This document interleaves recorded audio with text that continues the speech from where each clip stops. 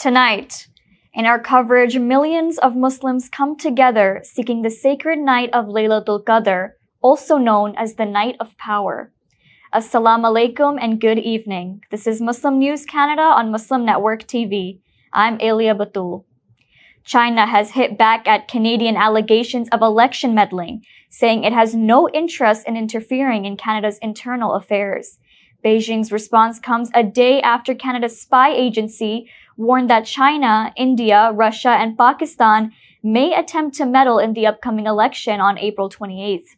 Vanessa Lloyd, Deputy Director of Canada's spy agency, says it is highly likely that China could use artificial intelligence or social media to influence the vote. Lloyd also says India has both the intent and capability to interfere in the democratic process. She further alleges that Russia is using social media and news networks to spread misinformation targeting Canadians.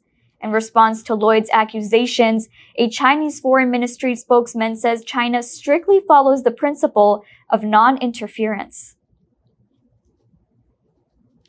Montreal City Hall has taken down a welcome sign showing a woman in hijab.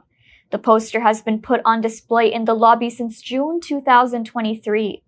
It was removed after complaints that it violated Quebec's secularism law, Bill 21. City officials say the sign did not meet its goal. They plan to replace its rotating artworks created by local youth, reflecting their hopes and dreams. Spokesperson Catherine Cadot says City Hall remains inclusive and open to all.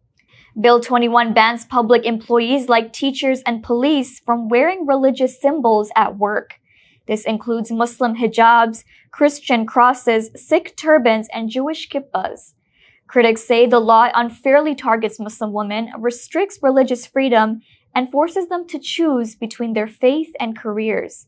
The law has been challenged in court but upheld twice so far. Israeli airstrikes in Gaza have killed senior Hamas spokesperson Abdel Latif al-Qanu.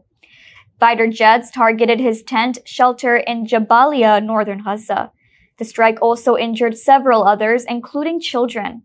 It was one of the many attacks across Gaza overnight. In Gaza City, 6 members of one family have died in a separate air raid. Since March 18th, Israel has stepped up its offensive, ending a brief ceasefire. Last week, 2 other Hamas leaders, Ismail Barhoum and Salah al-Bardawil, were killed in Israeli strikes on Khan Yunis. At least 830 Palestinians have died in the last 10 days, most of them women and children. Israel says its renewed attacks aim to pressure Hamas into releasing 59 remaining prisoners. The UN says 142,000 Palestinians have been displaced since Israel violated the ceasefire. Truce talks involving the US, Egypt, and Qatar remain stalled. Israeli Prime Minister Netanyahu has vowed more attacks unless hostages are freed. Gaza's death toll since October now stands at over 60,000, with more than 113,000 injured. A new poll shows most Canadians support the government's decision to ban arms exports to Israel. The survey has been carried out by Main Street Research and commissioned by the National Council of Canadian Muslims. While 55% of Canadians support the current weapons ban, 49% want the embargo extended to include military parts, training, and services. The poll also reveals widespread support for the International Criminal Court's arrest warrants for Israeli Prime Minister Benjamin Netanyahu and his former Defense Minister Yoav Gallant. Over 56% of respondents say Canada should support the top court's decision. This means Netanyahu could be arrested if he visits Canada. Support is highest among Liberal voters, with 70% backing the arrest warrants. Conservative voters are more divided, with half either in favor or undecided. Canada has banned all arms shipments to Israel in March 2024 after a parliamentary vote. Last year, it also suspended 30 arms export permits and canceled a Quebec-made ammunition deal.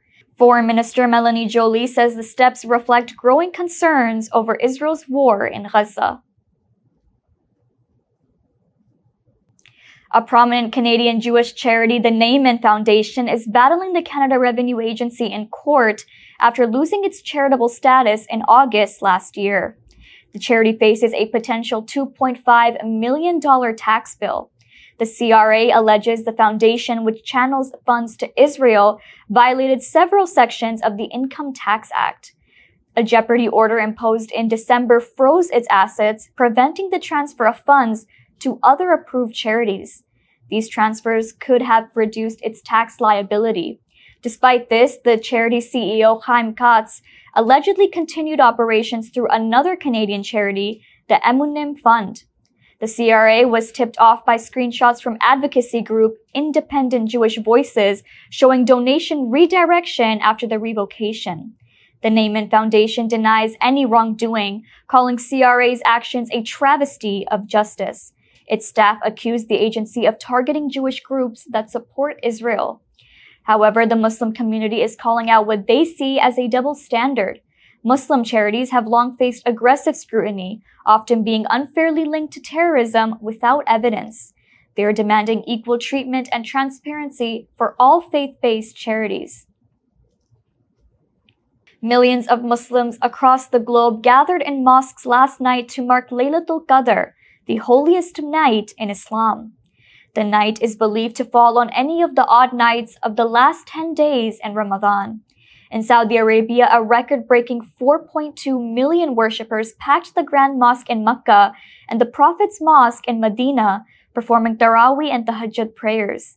Authorities implemented elaborate crowd management plans and bolstered medical services to accommodate the massive influx of pilgrims.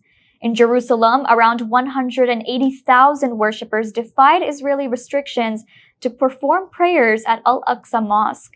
Despite the city being turned into a military zone, a horde of worshippers managed to reach the holy site.